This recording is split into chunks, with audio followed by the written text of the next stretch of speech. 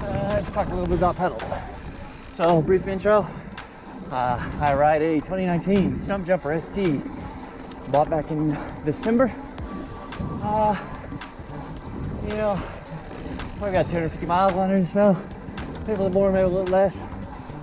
Most of those miles I did with some stamped 3s on it from Crank Brothers.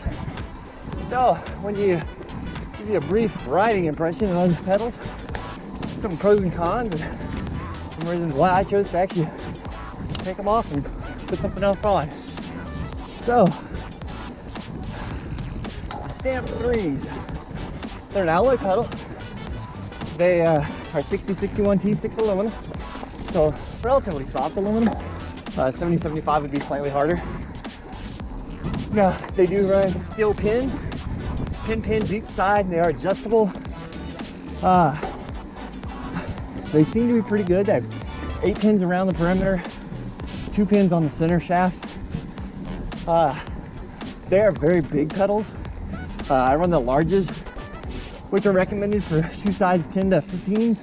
I wear 11.5s, so I'm right in the range.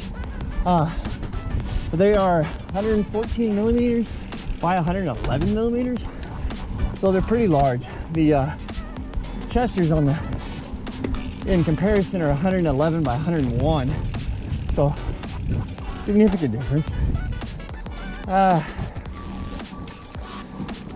So pros on the pedals, they're big. They provide a very big platform to pedal on.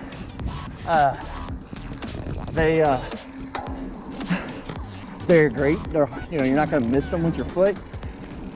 On the downside, if you don't pedal perfectly parallel to the ground because of their size, you can easily whack them on the ground. I'm going to roll in some pictures of actual damage I've done to the pedals. They're pretty tore up, especially for only having 200-ish miles on them.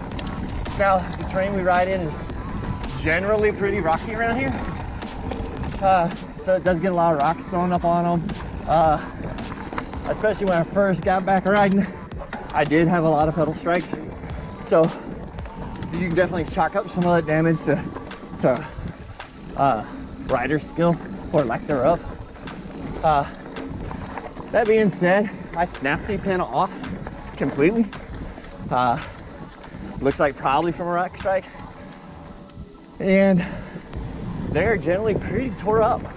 The aluminum being a soft 6061 again, didn't hold up as well as I would have expected it to. Again, I'm gonna put some pictures in to show you what I'm talking about. So they clear mud. Our weather around here has been really wet this last couple months, although today is beautiful. So I've been doing a lot of mud riding. They clear mud really well, no problems there. Now the pins did clog. This kind of leads into a con. The pins are only accessible from one side, so they don't go through the pedal, they just screw down into the pedal, which means if the Allen head on the end of the pin gets clogged up or damaged, you can't get an Allen head in there to extract them easily. You have to get a vice grips, a locking pliers, something of that nature, to get in there and twist the pin. Now, is that a big deal? No, because if it's damaged, who really cares? You're replacing it, right? But on the other hand, it does complicate removal of the pins. So, an annoyance, not a deal breaker. Now, one of the other cons on these pedals, or those pedals, is that they are expensive. Paid $100 from Amazon for them in December. I got them, I looked at my order today, I think December 19th is when I actually got them. Up the hill. Ooh. Ooh. Now, they are serviceable. You can take them apart, service the bearings. I didn't have any problems with the bearings or the shafts or anything like that.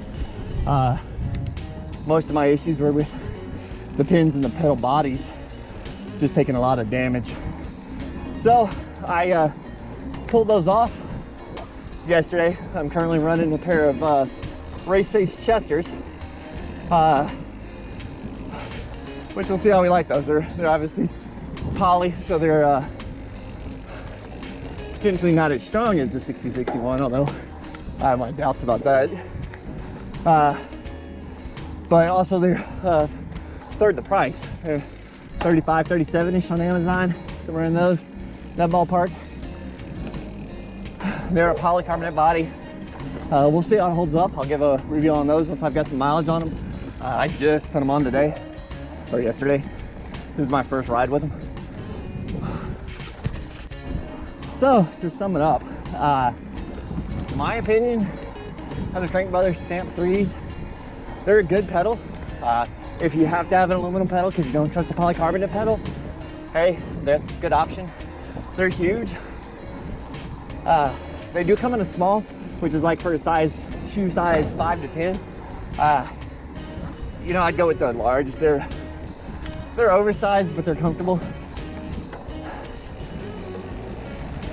But in my opinion, you know, I'm gonna see how these race face Chesters hold up. I've heard really a lot of good things. I'll put a couple 100 miles on them and do a review of them. But if we just looked at it from a price point standpoint, you know, they're a third cheaper. They're a third the price. It's hard to argue with, even if I have to replace them twice as often. So yeah, for the price, I think depending on the longevity of these race faces, I think I would probably suggest polycarbonate over the Crank Brothers, at least for the flat pedals. Now, I hear the clipless are great. I don't ride clipless currently, but for the price, they seem to have not held up as well as I would expect from a pedal that costs $100. Now, obviously this is my opinion.